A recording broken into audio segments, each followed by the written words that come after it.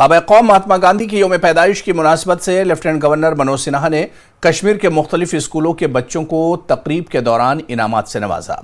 मनोज सिन्हा ने कहा कि इंतखाबात का तीसरा मरहला पुरअमन तरीके से इख्तिताम पजीर हुआ और पूरी दुनिया इन पुरअमन इंतखाबात की बात कर रही है।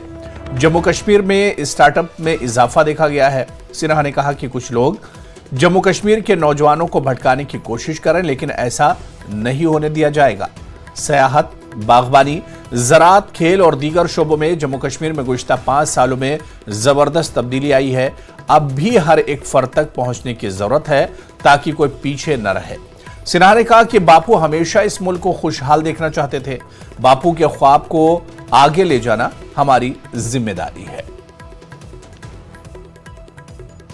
जम्मू कश्मीर में लोकतंत्र का महापर्व संपन्न हुआ है।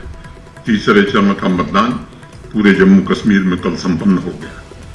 मई में लोकसभा के चुनाव हुए थे। 3 महीने के भीतर विधानसभा के चुनाव शांतिपूर्ण, निष्पक्ष ढंग से हुए और आज ये केवल भारत में नहीं, पूरे विश्व में चर्चा का केंद्र बिंदु बना हुआ है। 1,40,00,000 जम्मू कश्मीर के नागरिकों ने संविधान के मूल्यों में अपनी आस्था दोहराते हुए इस खूबसूरत जम्मू कश्मीर को देश के विकास में अपने योगदान का संकल्प अपने मतदान के माध्यम से लिया है। बापू हमेशा जम्मू कश्मीर में अमन और तरक्की देखना चाहते थे। पिछले 5 वर्षों में माननीय प्रधानमंत्री जी के नेतृत्व में जो कार्य हुए हैं, चाहे वो ग्रास रूट डेमोक्रेसी का एम्पावरमेंट हो, शांतिपूर्ण चुनाव हो या विकास के अन्य काम हो, ये इस बात के प्रमाण है कि जम्मू कश्मीर अब अपने अतीत को भुलाकर एक नए इतिहास की रचना करने में व्यस्त है। युवा पीढ़ी ने भी इस बात को बखूबी समझा है और इसलिए आज उनके हाथों में बंदूक और पत्थर जैसे विध्वंस के औजार नहीं है, बल्कि सृजन के और संकल्प के सपने उनकी आंखों में दिखाई पड़ते हैं। अभी लोकसभा और विधानसभा चुनाव के दौरान पूरी दुनिया ने देखा कि रात 12 बजे तक बेखौफ होकर विभिन्न राजनीतिक दलों या इंडिपेंडेंट कैंडिडेट प्रचार कार्यों में जुटे हुए थे।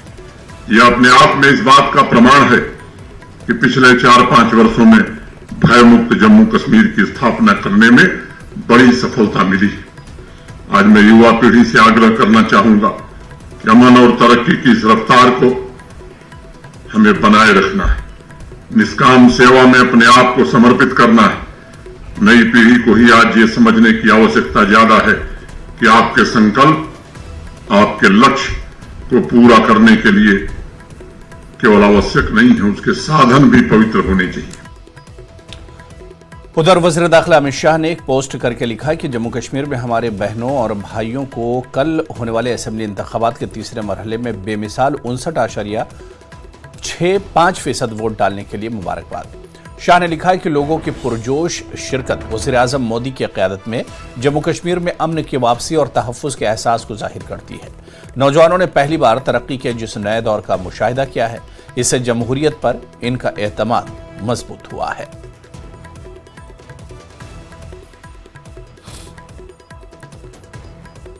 बाबा कौम महात्मा गांधी की यौम पैदाइश के सिलसिले में सीनियर लीडरान और पार्टी कारकुनान कांग्रेस भवन श्रीनगर में जमा हुए। जम्मू कश्मीर कांग्रेस के सदर तारिक हमीद कर्रा के साथ कांग्रेस के दीगर सीनियर लीडरान बशमूल GN मोंगा, पीरजादा मोहम्मद सईद, शमीमा रैना और दीगर मौजूद थे।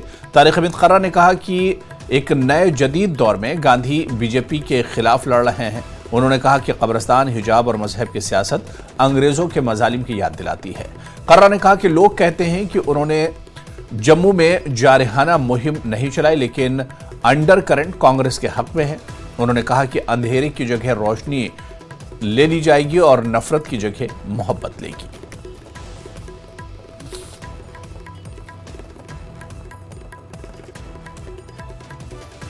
कि लोगों ने अलायंस के हक में वोट दिया है या BJP को पावर कॉरिडोर से बाहर रखने के लिए वोट दिया है, तो एक खुशाइंद बात है।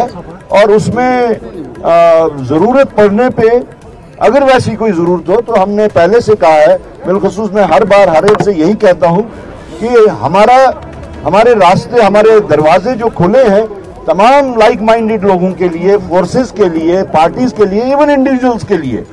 तो जरूरत पड़ने पे हम अपने अलायंस पार्टनर से मशवरा करके ऐसे लोगों के साथ भी बातचीत कर सकते हैं। इंडिपेंडेंस को तो हम स्पॉयलर्स के तौर पे देखते हैं, क्योंकि बीजेपी ने या मरकजी सरकार ने जिस वक्त देखा कि जो उनके डिजाइन्स थे, जो उनने शतरंज जो बिछाई हुई थी जम्मू कश्मीर को चलाने के लिए, जिसके तहत आम तौर पे जो कहा जाता है ए टीम, बी टीम, सी टीम, जब उन्होंने देखा कि वो सारा फॉर्मूले उनके जो है एक्सपेरिमेंट्स उनके फेल हो गए हैं, तो उन्होंने एक नॉवल तरीका वोट फ्रेगमेंटेशन के वास्ते अपनाया। वो हो गया इंडिपेंडेंस को मैदान में डालने का, कि जम्मू में ऐसी कोई रविश नहीं थी, सिर्फ कश्मीर में वो रविश थी।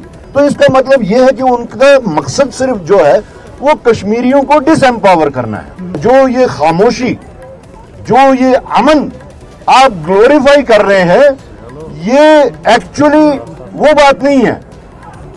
पीस जो है वो आपके दिल में होता है, पीस जो है वो आपके माइंड में होना चाहिए। यहां किसी के शख्स के ना माइंड में पीस है ना दिल में पीस है, एक खौफ है, एक दबाव है, जिसको मैं कहता हूं जैक बूट पॉलिसी से यहां पे जम्मू कश्मीर को चलाया जा रहा है। और मेरा मानना है कि जो यहां पे मैंडेट जो मिला है, अगर उसमें कोई ऐसा वैसा कोई मिस एडवेंचर नहीं हुआ, आई अंडरलाइन इट, अगर कोई मिस एडवेंचर नहीं हुआ, तो जम्मू कश्मीर के लोगों ने क्लियर कट मैंडेट दिया है इस जुल्म सितम के खिलाफ, इस जैकबुट पॉलिसी के खिलाफ, इस एंटी पीपल पॉलिसी के खिलाफ, यहां के तमाम मामलात में बेजा मुदाखलत, हत्ता कि मजहबी मामलात में भी बेजा मुदाखलत के खिलाफ।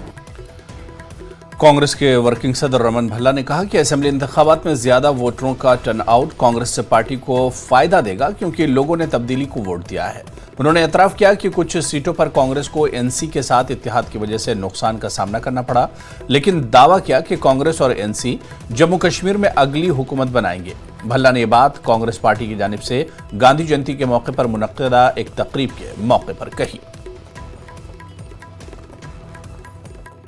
रमन जी, जिस तरह से कल टर्नआउट देखा हमने, ये जो इलेक्शन संपन्न हो गए, लोगों ने बढ़ चढ़ के हिस्सा लिया, इसको कैसे देखती है कांग्रेस पार्टी? लोगों में गुस्सा था, लोग खुल के यहाँ पे उनको मंच मिला कई सालों के बाद कि एमएलए चुनाव के लिए वो वोट डाले, जो वो महरूम यहाँ पे थे। अब लोगों ने जो ज्यादतियाँ बर्दाश्त की है जम्मू कश्मीर में भारतीय जनता पार्टी के जन विरोधी नीतियों के बाद, उसका वो जवाब यहाँ पे देंगे। स्मार्ट मीटर हो, टोल प्लाजा का टैक्स हो, टैक्स टेरर क्रिएट बनी सरकार, उसको मुंह तोड़ जवाब यहाँ पे दिया जाएगा। अब इलेक्शन संपन्न हो चुके हैं, क्या कांग्रेस पार्टी को नेशनल कॉन्फ्रेंस के साथ अलायंस करने का जम्मू में फायदा हुआ, नुकसान हुआ? गठबंधन है, कहीं पे फायदा कहीं पे नुकसान, पार्टी की लीडरशिप तय करते हैं, उसके मुताबिक हम यहाँ पे चल रहे हैं। आप मानते हैं कहीं ना कहीं नुकसान हुआ है कांग्रेस? कोई नुकसान नहीं, जो भी होगा वो देखते हैं। तो अब कांग्रेस पार्टी कहाँ देखती है 8 अक्टूबर को, किस तरह के रिजल्ट एक्सपेक्ट करते हैं? फैसला कर दिया, वो ईवीएम मशीन में यहाँ पे बंद है, और लोगों का गुस्सा जो है हम उसके भरोसे कह सकते हैं कि ये सरकारें बनाने के लिए जा रहे हैं, गठबंधन सरकार बनाएगा। तो कितनी सीटें एक्सपेक्ट करता है कांग्रेस? गठबंधन सरकार बनाने के लिए जा रहा है, जो फैसला होगा उसके बाद पता चलेगा। तो फैसला होगा 8 अक्टूबर को, और जनता ने अपना फैसला किया है, और जो ये हाई वोटर टर्नआउट है ये कांग्रेस के पक्ष में जाने वाला है, ये कहना है कांग्रेस पार्टी के वर्किंग प्रेसिडेंट रमन भल्ला का। कैमरामैन आशु के साथ राजेंद्र बैठ, न्यूज़ 18 जम्मू। उधर पीपुल्स कॉन्फ्रेंस के चेयरमैन सज्जाद लोन ने कहा कि अपनी पार्टी सरबराह अल्ताफ बुखारी से पार्लियामेंट इलेक्शन में अलायंस करना उनकी बड़ी गलती थी। लोन ने कहा कि इन्हें यूटी में कोई वजीर बनने का शौक नहीं है। लोन ने उमर अब्दुल्लाह पर भी निशाना साधा। क्या आप बीजेपी के साथ कोशिश करेंगे या किसी और एलायंस? मैं अभी अपने बाप की तरह अपोजिशन में बैठना चाहता हूं एज ए रेबल, और मुझे लगता है वहां बैठकर मैं पूरी जो है कोशिश करूंगा कि अगले इलेक्शन में हमें बहुत ज्यादा बड़ा सीटें आए। तो मुझे कोई यूटी असेंबली में मिनिस्टर बनने का, चीफ मिनिस्टर बनने का या कोई भी पद रखने का सिवाय एमएलए का कोई शौक नहीं। उमर अब्दुल्ला यहाँ पर आए, उन्होंने एक बात कही, पहले उन्होंने कहा कि जब सज्जाद साहब कंपेनिंग करते हैं तो अपने वालिद का फोटो उसके साथ नहीं रखते हैं। नहीं, इसमें क्या यार, बाप मेरा है, मेरी मर्जी है, कब रखूं नहीं रखूं, लोन साहब इलेक्शन नहीं लड़ते थे अपने आखिरी आयाम में, पहले तो लड़ते थे, तो इलेक्शन एक स्टिग्मा था, जो अब स्टिग्मा नहीं, बहुत ज्यादा पार्टिसिपेशन हो रही है, जमा डायरेक्टली नहीं इनडायरेक्टली उनके भी लोग आए। सो उस माहौल में मैंने बोला कि अब कोई प्रॉब्लम नहीं है, जब लोग ही अब इलेक्शन को गलत नहीं मान रहे तो मैं लोन साहब का फोटो इस्तेमाल कर सकता हूँ। जिस तरह पार्लियामेंट का इलेक्शन था उस वक्त आप पे टैग लगा कि बीजेपी के अलायंस पार्टनर है या आपके साथ अपनी पार्टी है, आपको दुख है कि आप उस वक्त उनके साथ क्यों थे? टैग वैग नहीं था, एक्यूजेशंस थी। देखो यहाँ मैं आपको एक बात बताऊं, यहाँ कोई पार्टी नहीं है जो बीजेपी के साथ नहीं गई है। स्टार्ट ही नेशनल कॉन्फ्रेंस ने किया। मेरा जो अमल था उनके साथ रहने का, वो मैं एक लोकल लेवल पर J&K स्टेट में कन्फाइंड था कि यहाँ मैं लड़ता था। उमर अब्दुल्ला साहब का जो अलायंस था वो इंटरनेशनल लेवल का था, वो फॉरेन मिनिस्टर थे।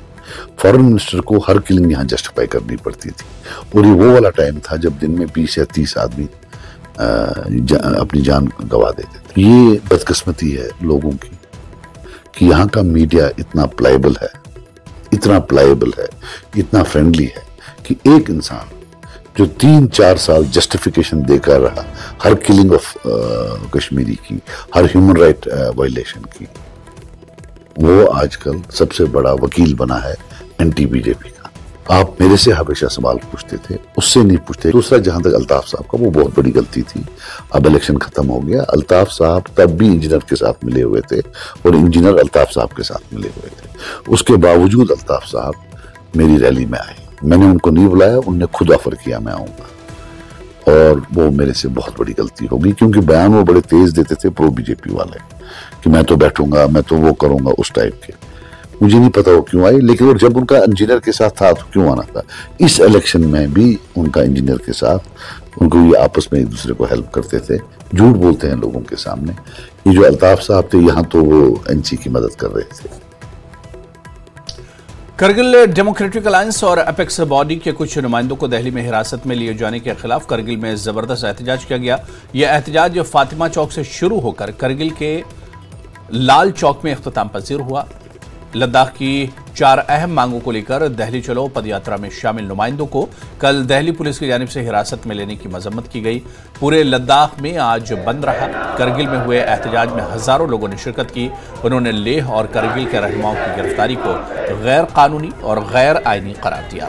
काबिल जिक्र है कि आज पदयात्रियों को बाद में रिहा किया गया और उन्होंने मार्च किया।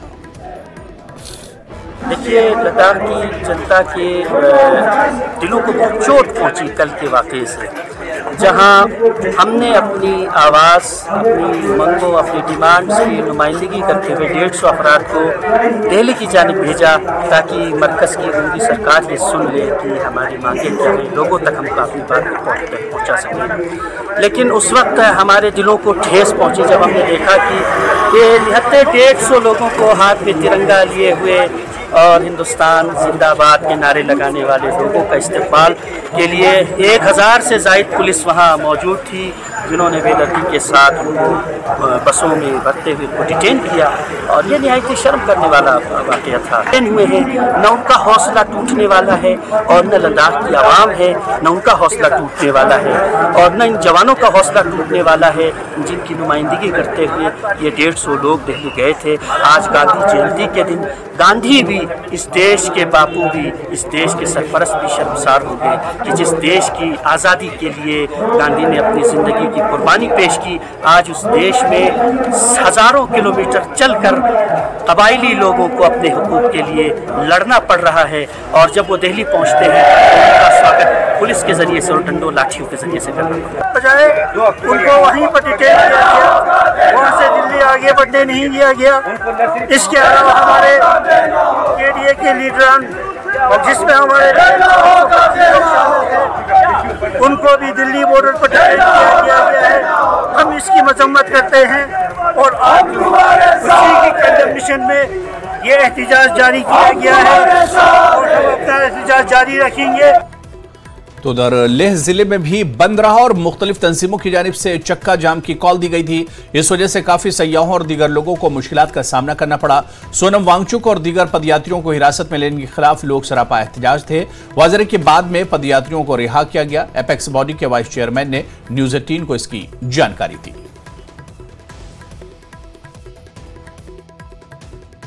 अंदर लेह के अंदर अवेलेबिलिटी नहीं है चीज़ों की, रिसोर्सेज खत्म हो रहे हैं, तो टूरिस्ट के लिए एक तरीके की ये बहुत प्रॉब्लम है।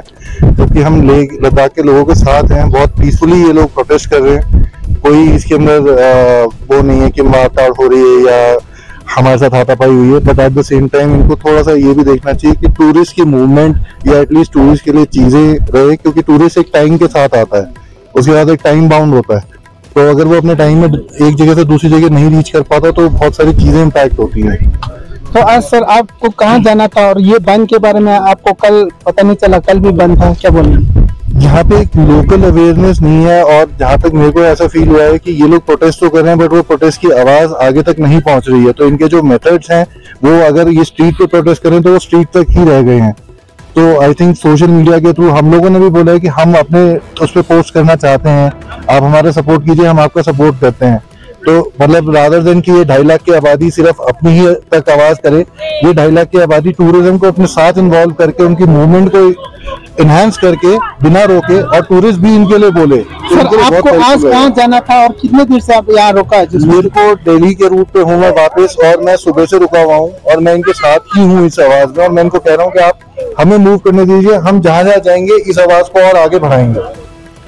इस बीच लद्दाख से ताल्लुक रखने वाले तमाम पदयात्रियों को बाद में रिहा कर दिया गया। इसके बाद वो सोनम वांगचुक के साथ राजघाट की तरफ मार्च किया। एपेक्स बॉडी के वाइस चेयरमैन सिरंग दुर्जे ने न्यूज 18 से बात करते हुए इसकी तस्दीक की।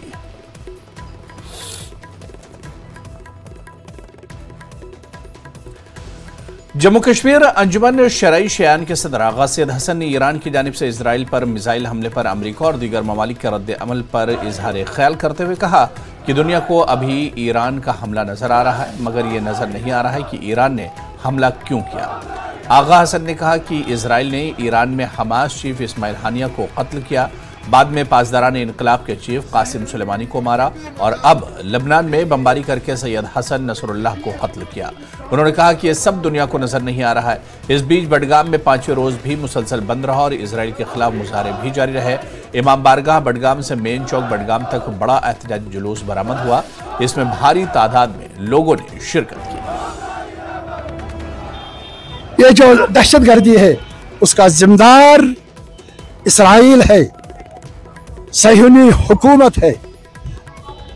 इसराइल में भी, यूरोपीय ममालिक में भी, यूनिवर्सिटियों में, दूसरे जगहों पर दानिश्वर, डॉक्टर, वकील निकले, उन्होंने एहतजाज किया कि जंगबंदी होनी चाहिए, नस्लकशी होती है, ये औरतें मारी जाते हैं, मगर नहीं सुना। अगर इसराइल ने, सहीनी हुकूमत ने कान दहा होता ये हाल नहीं होता। ये आपका कहना सही है, खून खराबे से कोई मसला हल नहीं होता है। खुद बताए, बातचीत करने के लिए कोई तैयार नहीं। अब भी वो दहशतगर्दी पर डटे हुए है, बमबारी अभी लबनान में हो रही है, अभी गजा में हो रही है। लिहाजा इसको लगाम देनी है। जब इसराइल को, इसराइली हुकूमत को लगाम दी जाएगी तब ही मसाइल हल होंगे। हिजबुल्लाह के सरबराह सैयद हसन नसरुल्लाह के रस्म चारों के सिलसिले में मागाम कस्बे से ताल्लुक़ रखने वाली खवातीन की जानिब से मरकजी इमाम बारगाह यागीपुरा मागाम में ताज़ियती प्रोग्राम मुनक़्क़िद किया गया। प्रोग्राम में इसराइल और अमरीका के खिलाफ नारे लगाए गए।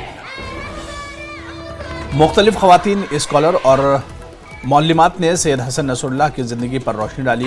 उन्होंने कहा कि दुनिया में जहाँ भी या किसी भी मजहब के अफराद पर जुल्म होगा, ये कौम इस जुल्म के खिलाफ आवाज़ उठाएगी। सैकड़ों की तादाद में खवातीन ने शिरकत की। इसराइल के खिलाफ खवातीन का जुलूस भी मागाम मार्केट में बरामद हुआ।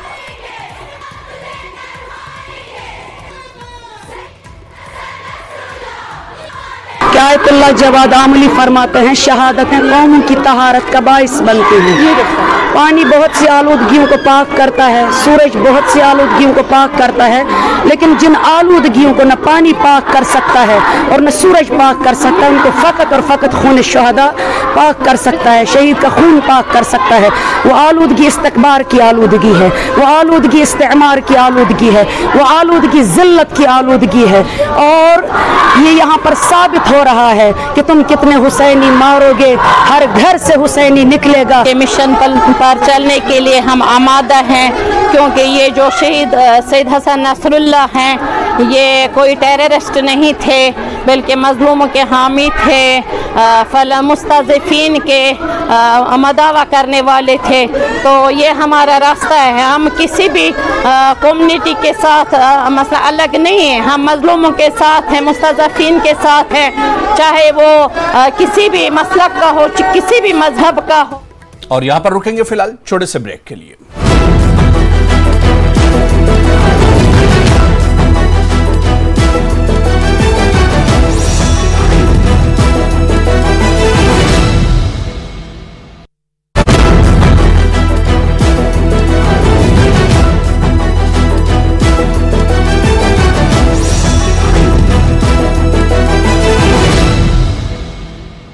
चलिए आगे बढ़ेंगे। सुरनकोट से भारतीय जनता पार्टी के उम्मीदवार जम्मू कश्मीर के साबिक वजीर और पहाड़ी रहनुमा सैयद मुश्ताक अहमद बुखारी इंतकाल कर गए।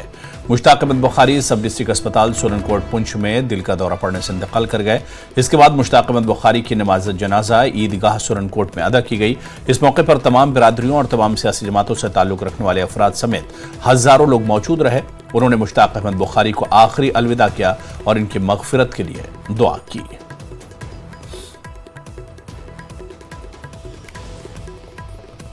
मोहतरम मरहूम सैयद मुश्ताक बुखारी साहब ने इस दुनिया फ़ानी को अलविदा कह दिया।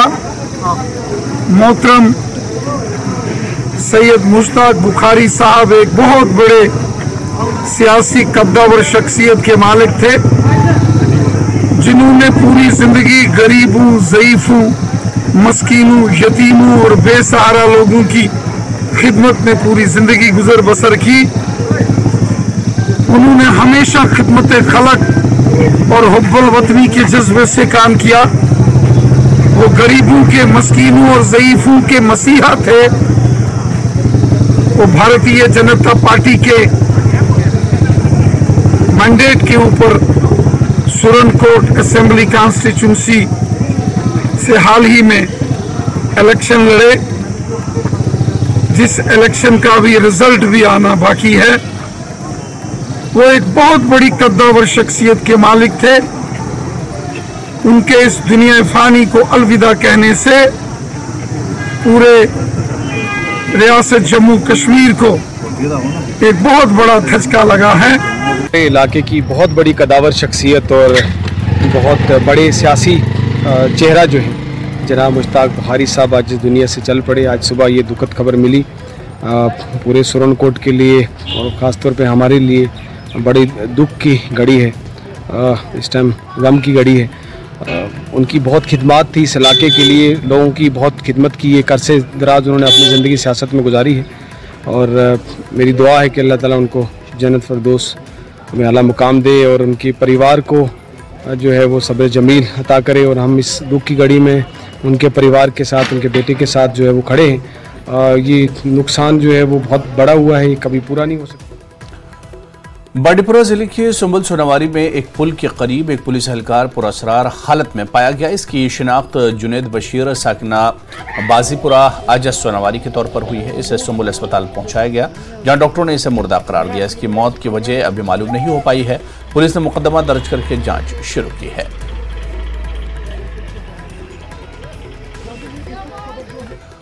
और यहां पर रुकेंगे फिलहाल छोटे से ब्रेक के लिए।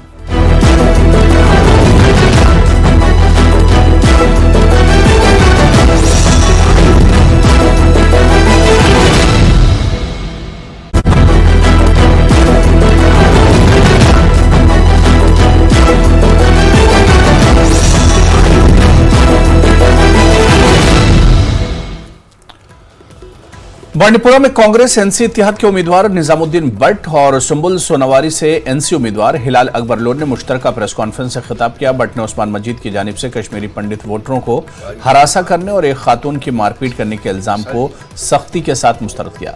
लोन ने खदशात का इजहार करते हुए एसएसपी बांडीपुरा को वोटों की गिनती होने तक तब्दील करने का मुतालबा किया। ever since Pandits have migrated, or some of them living here, that they have ever accused a single Muslim of Bandipur of harming them or getting them to any damage and loss. तो उसका हमें ये खदशा है कि वो एक मखसूस party को एक मखसूस पार्टी की मदद कर रहा है। तो मेहरबानी करके तब तक अब उसको दोबारा ला सकते हैं, मगर तब तक जब तक हम काउंटिंग ख़त्म करेंगे, वो जो 8 तारीख को काउंटिंग होनी है उसको हटाकर हमें ये काउंटिंग करने दें। जिस्मानी तौर पर माजूर अफराद ने शोपियां में पुरअमन एहतजाज किया। उन्होंने हुकूमत की तरफ से नजरअंदाज किए जाने पर मायूसी का इजहार किया। मुजाहिरीन का कहना था कि इन्हें किसी भी सतह पर कोई रियायत नहीं दी जा रही है। मुजाहिरीन ने मुतालबा किया कि इन्हें सरकारी मुलाजमतें फराहम की जाएं ताकि वो इज्जत के साथ जिंदगी गुजार सकें। उन्होंने अपनी पेंशन में इजाफे और बिजली और पानी के बिलों में रियायत का मुतालबा किया। एहतजाजियों का कहना है कि इनकी जिस्मानी माजूरी इन्हें दस्ती मजदूरी के जरिए रोजी रोटी कमाने से रोकती है। मुजाहिरीन ने हुकूमत से अपील की कि इनके तहफ़्फ़ुज़ात को दूर किया जाए और इनके जायज़ मुतालबात को जल्द अज जल्द पूरा किया जाए। मूवमेंट है, ये कोई एसोसिएशन नहीं है, एक तहरीक है जिस तहरीक के जरिए हम जितने हमारे मसाइल हैं उनका अजाला चाहते हैं। हमने ये डिफरेंट डिस्ट्रिक्ट्स में किए हैं। आज जो हमने साउथ को कंप्लीट किया अल्हम्दुलिल्लाह। मैं अरबाबिद इक़्तिदार तक ये बात पहुंचाना चाहता हूँ कि आप लोगों ने हमें बहुत इस्तेहसाल किया है। हमारे जो राइट्स हैं उनको आप लोगों ने हमें अपने राइट्स नहीं दिए हैं, लेकिन अब हम एक हो गए, एक प्लेटफॉर्म के अंदर आए हैं। हम आपको अदबन और एहतरामन गुजारिश करता हूं कि हम अपने राइट्स हमें दीजिए, अगर नहीं दोगे तो। सांबा जिले के सरहदी इलाकों में ज्यादातर लोग किसान हैं और खेतीबाड़ी पर इन्हिसार करते हैं, लेकिन इस बार इलाके किसान परेशान हैं। किसानों का कहना है कि इस बार धान की फसल कम आने का इम्कान है क्योंकि इस बार फसल को वाफर मिकदार में पानी नहीं मिला है। किसानों का कहना है कि इलाके में बिजली के नाकिस निज़ाम की वजह से किसानों के पंप सेट काम नहीं करते और नहरों में भी पानी नहीं है। इसकी वजह से इस बार इनकी फसलों में कमी वाक़ हुई है। किसानों ने हुकूमत के साथ साथ इंतजामिया से अपील की कि इलाके में बिजली के निज़ाम को बेहतर किया जाए और नहरों को पानी भी बर वक्त फराहम किया जाए ताकि किसानों को अच्छी पैदावार हासिल हो सके। प्रेमपाल है, मैं रामगढ़ का रहने वाला हूँ और खेती करता हूँ। खेतीबाड़ी जो है हमारी इस साल जो हमारे जो फसल हुई है धान की, ये थोड़ी कमज़ोर है क्योंकि ऊपर वाले ने भी इस बार कोई मेहर नहीं की, हमारे ऊपर बारिशें कम हुई हैं। और दूसरी बात यह है कि बिजली जो है उसकी बड़ी दिक्कत रही है। और तीसरा जो नहरों का पानी है वो भी नहीं पहुँच पाया। हमारी सरकार से दरख्वास्त है कि जब तक हमारे इलाके में कोई ग्रिड स्टेशन नहीं बनता तो बिजली का सिस्टम जो है ठीक नहीं हो सकता। और दूसरा जो है जब तक कंडी बराज नहर नहीं पहुंचती, पानी नहीं पहुंचता, तब तक हमारे लोगों का भला नहीं हो सकता। इसलिए मेरी आपके द्वारा सरकार से दरख्वास्त है कि जल्दी से जल्दी कंडी बराज नहर का जो पानी है वो अगर पहुंचाया जाए तो उसमें बिजली की खपत भी कम हो जाएगी और वाटर लेवल भी अप होगा और पानी की समस्या जो है वो ख़त्म हो जाएगी। इस बार बारिश तो हुई है लेकिन जब हमें फसल में चाहिए होगी तब नहीं हुई है, इसलिए कुछ कमियाँ हैं। इसलिए हम गवर्नमेंट से दरख्वास्त करते हैं एक तो बिजली का अच्छा सिस्टम किया जाए ताकि हमारे जो बोरवेल हैं अच्छी तरह चल सकें, और दूसरा कि जो नहरें हैं उनको सिंचाई की जाए, अच्छी तरह साफ सफाई की जाए। और हम चाहते हैं, गवर्नमेंट से रिक्वेस्ट करते हैं कि जो फसलों की तरफ भी किसानों का ध्यान दिया जाए, किसानों की तरफ ध्यान दिया जाए ताकि अच्छी फसल हो। और यही हमारी गवर्नमेंट के आगे रिक्वेस्ट है कि पानी और बिजली का अच्छी से अच्छा बंदोबस्त किया जाए। Thank you. जनूबी कश्मीर के चक राजपुरा तराल के उमर निसार एक मशहूर पॉडकास्टर और डायरेक्टर हैं। इनको दिल्ली में मुनक्किदा health care change makers award 2024 में अचीवमेंट कैटेगरी में एजाज से नवाजा गया। आरजे उमर को ये अवार्ड मेहमान खुसूसी हर्ष मल्होत्रा, वजीर ममलिकत बराए वजारत कारपोरेट उमूर और वजारत रोड और ट्रांसपोर्ट एंड हाईवेज के हाथों दिया गया। इस मौके पर दीगर अहम शख्सियात बशमूल वजारत सेहत के अफसरान और इंडियन ऑयल के नुमाइंदगान भी मौजूद थे। ये अवार्ड जहनी सेहत के फ़रोग और सेहत के इक़दामात में तख्लीकी पहलू लाने में इनकी शानदार खिदमत के एतराफ़ में दिया गया। ये जी हील फाउंडेशन की तरफ से एक नेशनल अवार्ड था जिसमें कि health care change maker awards थे। So it was my contribution towards healthcare, जो कि majorly I talk about climate change, I talk about vaccination, immunization, I talk about majorly mental health. So it was my initiative, what makes you happy for mental health. Obviously जाहिर सी बात है कि खुशी तो मिलती है जब भी आपका काम जो है इसको एक्सेप्ट एंड अप्रिशिएट किया जा रहा है, खुशी तो मिलती है। एंड नो डाउट जब आप अपने स्टेट में काम करते हो, कश्मीर में काम करते हो, कश्मीर से बाहर आपको अप्रिशिएट किया जा रहा है, दैट टू बड़े लेवल के मिनिस्टर जो होते हैं या बड़ी फाउंडेशन जो होते हैं, इंडियन ऑयल था, इंडियन फाउंडेशन थी, मिनिस्ट्री से लोग थे, चाहे हेल्थ मिनिस्ट्री थी या रोड ट्रांसपोर्ट मिनिस्ट्री थी। सो इवेंचुअली जब आपका काम अप्रिशिएट किया जा रहा है नेशनल लेवल पे, तो it makes you feel happy. देखिए I was doing radio, full time radio jockey and film director, but दिक्कत ये थी बीच में कि आई थॉट कि कॉन्ट्रीब्यूशन क्या है मेरी। सो कॉन्ट्रीब्यूशन मेरी यही थी कि अपने काम में ही I try to in a way embed health.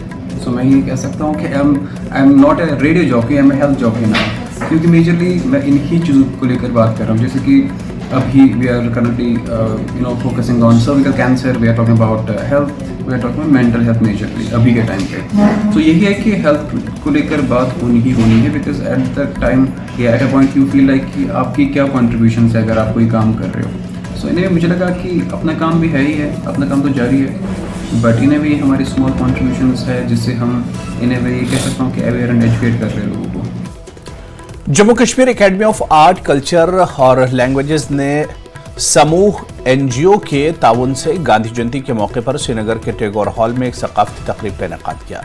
बाबा कौम को खिराज अकीदत पेश करने के अलावा बच्चों ने 15 रोजा थिएटर वर्कशॉप के नताइज पेश किए, जो खासतौर पर पीएम पैकेज के मुलाजमीन के बच्चों के लिए बनाए गए थे। इसकी क़यादत मारूफ थिएटर डायरेक्टर डॉक्टर सुधीर महाजन कर रहे थे। तकरीब के मेहमान खुसूसी महकमे सकाफत के प्रिंसिपल सेक्रेटरी सुरेश गुप्ता थे।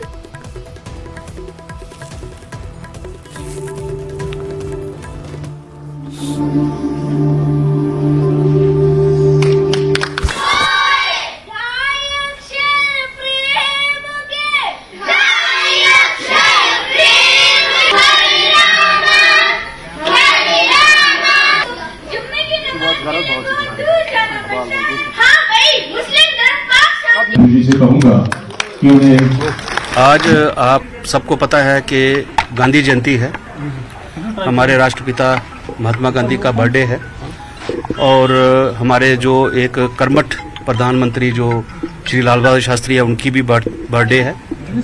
तो आज यहाँ टैगोर हॉल में J&K academy of art culture languages ने हमारा एक ग्रुप है, समूह थिएटर एनजीओ है, उनके साथ मिलकर इन कोलैबोरेशन एक प्रोग्राम रखा है। जो हमारे पीएम पैकेज के एम्प्लॉइज़ हैं, उनके बच्चे जो यहाँ पे हैं, उनकी एक वर्कशॉप इन्होंने करवाई थी, जिसमें डिफरेंट बच्चों के जो टैलेंट्स होते हैं आर्ट्स के मतलब वहाँ पे उन्होंने बच्चों को उस पर सिखाया, और उन बच्चों का आज यहाँ प्रेजेंटेशन है और वो दिखाएंगे कि क्या उन्होंने वर्कशॉप में सीखा है। और ये एक हमारी कोशिश है कि जो हमारा नॉन गवर्नमेंट सेक्टर है उसके साथ जुड़ करके एकेडमी जो है अलग अलग प्रोग्राम करती है, और इसमें खास जो मुद्दा है वो ये है कि बच्चे इन्वॉल्व हैं, जो हमारा आगे का फ्यूचर है उसको हम सेंसिटाइज कर रहे हैं अपने आर्ट कल्चर और हेरिटेज के बारे में। तो उनका आज यहाँ पे एक जो वर्कशॉप का जो आज इख्तितामी प्रोग्राम है वो है।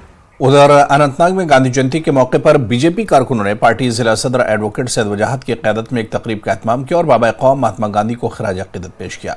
आबिद ननगुरु, मोहम्मद अशरफ खान समेत कई पार्टी लीडरान और कारकुनान ने महात्मा गांधी के अमन और अदम तशद्दुद के मिशन पर रोशनी डाली और पूरी दुनिया को उनकी तालीमात पर अमल पैरा होने की तलकीन की।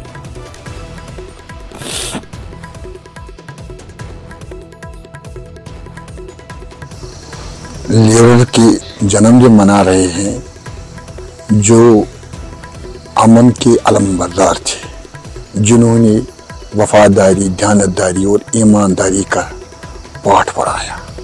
और आज हमारा देश अगर तरक्की की तरफ जा रहा है, उनकी ये इन्हीं की राह की मिसाल पर आज हम आगे जा रहे हैं। और इसी सिलसिले में आज पूरे देश में और हमारे अनंतनाग डिस्ट्रिक्ट में हमारे साथ हमारा टीम इसके जन्मदिन पर आज हम यहाँ शामिल हुए हैं। दुनिया में कुछ लीडर ऐसे होते हैं, बहुत कम मिलते हैं। उनमें हमारा बाप जिसको कहा जाता है, जिसने हमेशा अमन का रास्ता दिखाया, जिसने नफरत को तर्क कर दिया। महात्मा गांधी की यौम पैदाइश के मौके पर district legal service authority Jammu ने शोपियां ने कोर्ट कॉम्प्लेक्स में सफाई मुहिम का इनेकाद किया। इस तकरीब का मकसद मकामी कम्युनिटी के अंदर सफाई, हिफ्ज़ान सेहत और माहौलियाती तहफ़्फ़ुज़ के बारे में बेदारी को फ़रोग़ देना था। प्रोग्राम में सेशन जज महमूद अहमद चौधरी, वकला, ज़िला कानूनी खिदमत के अमले के अरकान और म्यूनिसिपल काउंसिल शोपियां ने शिरकत की। उन्होंने अदालत के अहाते और आसपास के इलाकों की सफाई में बढ़ चढ़कर हिस्सा लिया। डिस्ट्रिक्ट एंड सेशन जज ने सफाई के इक़दाम की हिमायत में लीगल बिरादरी और शहरियों के अहम किरदार पर रोशनी डाली। हमें अवेयरनेस करनी है लोगों को कि कूड़ा करकट जो भी है, गंदगी है, जो भी सड़कों पे होता है, इसके लिए आपको सफाई रखनी है। और अगर आप सफाई रखेंगे, सड़क अपनी साफ रखेंगे, अपनी गली साफ रखेंगे, अपना घर साफ रखेंगे, तो आपकी सेहत भी ठीक रहेगी। ये सेहत के साथ लिंक है। सफाई आधा ईमान है, जैसे मैंने पहले भी बोला।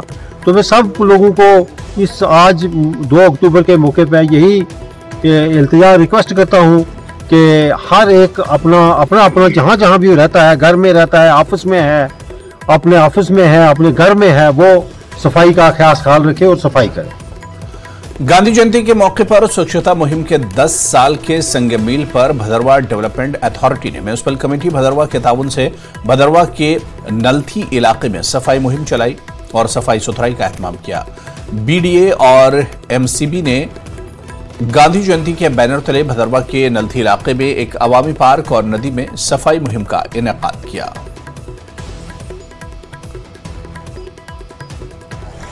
खासकर वाटर बॉडीज़ की ओर ज़्यादा जोर दिया हुआ है। आप देख रहे हैं कि अभी भी हमारे लड़के जो हैं यहाँ पर साफ़ सफाई कर रहे हैं। यहाँ दरिया की साइड हम आए हैं, जो बहुत ही अच्छा साफ़ सुथरा पानी नालठी पार्क की ओर यहाँ चल रहा है। यहाँ पर भी हमने आज पार्क के साथ साथ यहाँ भी हमने अच्छे से सफाई करवाई है। सैनिटाइज नहीं रखेंगे तब तक मुझे नहीं लगता है कि यहाँ पर हमारा टूरिस्ट आके खुश होगा।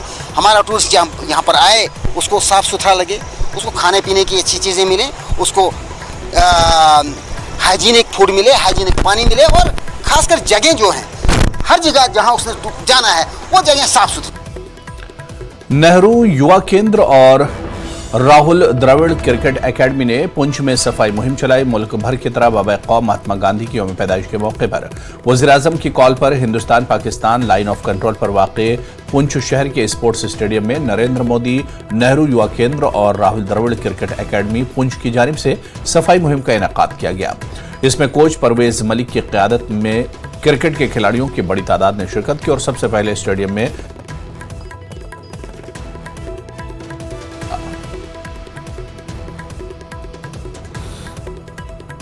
2 अक्टूबर महात्मा गांधी जी का बर्थडे है और गांधी जयंती भी है। तो आज यहाँ पर हम स्टेडियम में आए थे और हमने यहाँ पर एक क्लीनेस ड्राइव निकाली, जिसके तहत हमने यहाँ पर जितना भी गंद था स्टेडियम के अंदर वो हमने साफ़ किया। और उसके साथ साथ जो स्टेडियम के बाहर, जैसे हमारी पिच के बाहर शायद ये जो कुछ कूड़ा करकट पड़ा रहता है, उसको भी हमने साफ़ किया।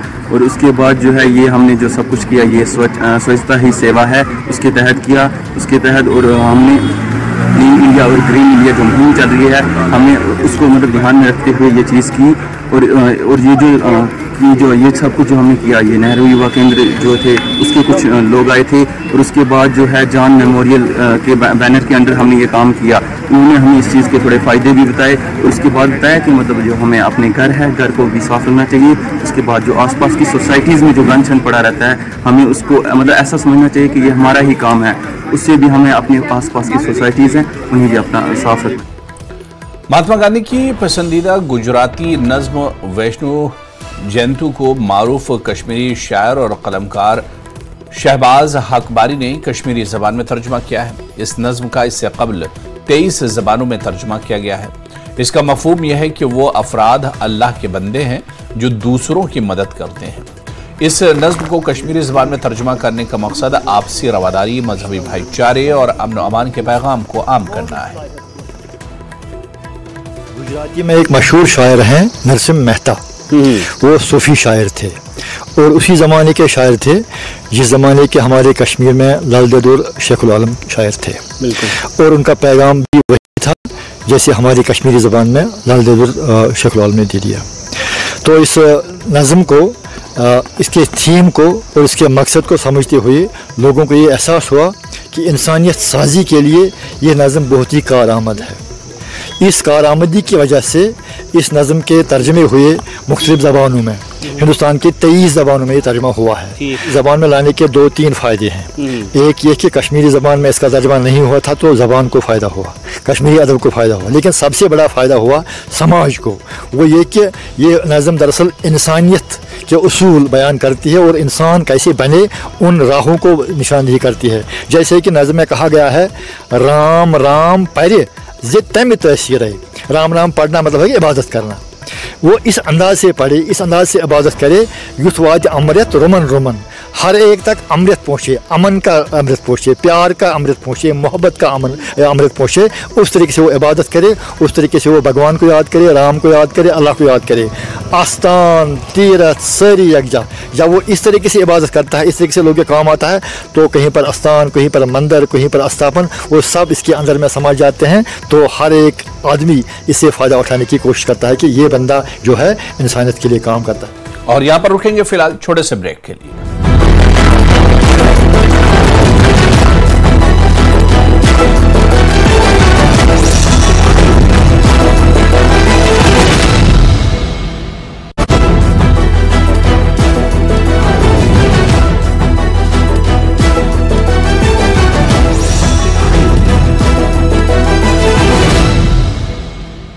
पुलवामा के नेवा इलाके के मोहम्मद अकबर शेख नामी वीवर मुश्किलात के बावजूद महात्मा गांधी का मिशन कायम रखे हुए हैं। मोहम्मद अकरम शेख दहाइयों से हैंडलूम सनत से जुड़े हैं।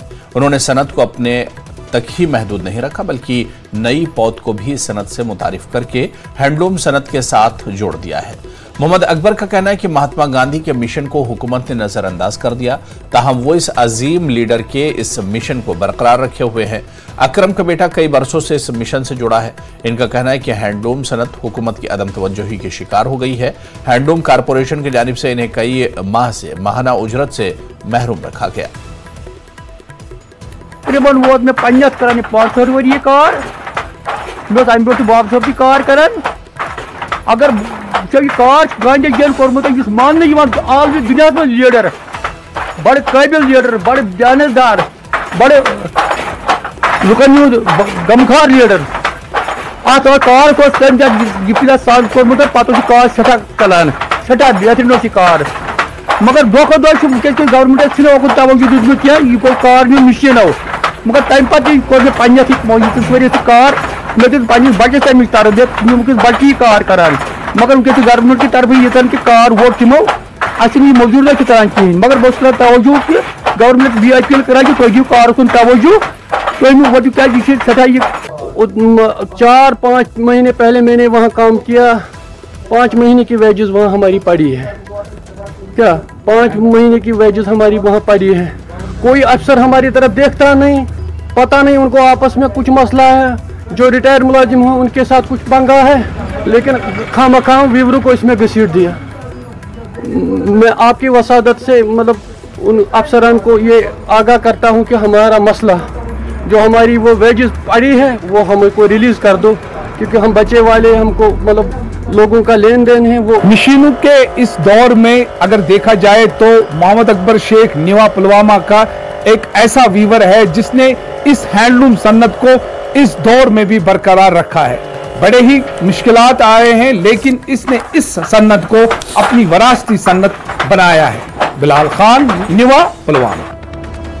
मुल्क भर में गांधी जयंती मनाई जा रही है। इधर कस्बा पामपोर से ताल्लुक रखने वाले 80 साल गुलाम मोहम्मद भट्ट कई दहाइयों से 2 अक्टूबर को गांधी आश्रम पामपोर में दिन मनाते आए हैं।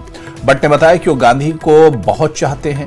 इनका कहना है कि 1947 में गांधी ने पामपोर में गांधी आश्रम का इफ्तिताह किया था और यहाँ 400 के करीब मजदूरों को उस वक्त रोजगार मिल गया। अब यहाँ के VIC का दफ्तर कायम है, जहां आज भी नौजवानों को रोजगार मिल रहा है। गुलाम मोहम्मद ने आज भी यहां मखसूस अंदाज में गांधी जयंती मनाई और चरखा चलाकर गांधी को खिराज अकीदत पेश किया। हर साल मनाते हैं 2 अक्टूबर, कभी दिल्ली, कभी जम्मू, कभी श्रीनगर, कभी यहाँ। उसका क्या वजह है? 2 अक्टूबर 1947 गांधी जी ने आया, इस चिनार के पास बैठा, उसने साकी बुनियाद डाली इस गांधी आश्रम। इस गांधी आश्रम में 400 मजदूर काम करते हैं। गांधी जी, मैंने अपने ऑफिस से अपना चरखा लाया, जो आपने देखा अभी मीडिया पे, तो ये मैं हर साल हर वक्त घर में दिखाते हैं बाकी लोगों को कि अपने हाथ से कपड़े बनाओ। जी ने क्या फरमाया, छोटों को प्यार, बड़ों को करो इज्जत, माँ बाप की करो ताबियादारी, भगवान की करो फरमाबरदारी। ये हिंदू, मुस्लिम, सिख, ईसाई, ये हमारे मुल्क का कौम का सरमाया है। हर वक्त हम आगे का दर्जा दो, ये मत कोई, गांधी जी ने फरमाया, ये मत कोई ये हिंदू है, ये मुस्लिम है, ये सिख है, ये ईसाई है, हम सब देश के भाई है। हम नेक बनो, एक बनो, जियो और जीने दो, न मत डरो, न किसी को मत डराओ, और हक से मांगो अपना काम, मेहनत से पाओगे इनाम। कल से शारदीय नवरात्रि शुरू हो रहे हैं, जिसको लेकर श्री माता वैष्णो देवी का भवन बेहद ही सुंदर दिखाई दे रहा है। देश और विदेश से आए विशेष फूलों और रंग बिरंगी लाइटिंग से माता का दरबार बेहद भव्य रूप से सजाया गया है।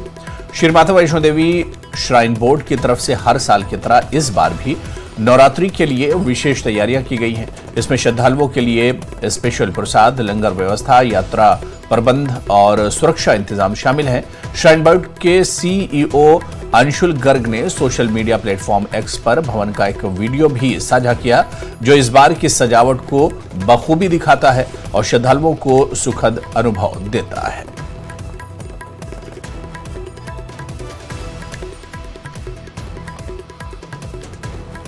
हिजबुल्लाह के secretary general Sayyed Hassan Nasrallah की मौत पर मागाम में ताज़ियती जुलूस बरामद हुआ। सैकड़ों की तादाद में लोग जुलूस में शामिल हुए। नेशनल कॉन्फ्रेंस के लीडर डॉक्टर मोहम्मद शफी ने भी एहतजाज में शिरकत की। मुख्तलिफ इलाकों से भी जुलूस बरामद हुए और वो बस्ती कश्मीर के बड़े बिजनेस मार्केट मागाम पहुंचे। ये इज्तिमाई जुलूस मरकजी इमाम बारगाह मागाम पहुंचा, जहां ताज़ियती मजलिस मुनक्किद हुई। मुख्तलिफ उलमा दानिश्वरों ने सैयद हसन नसरुल्लाह को खिराज अक़ीदत पेश किया।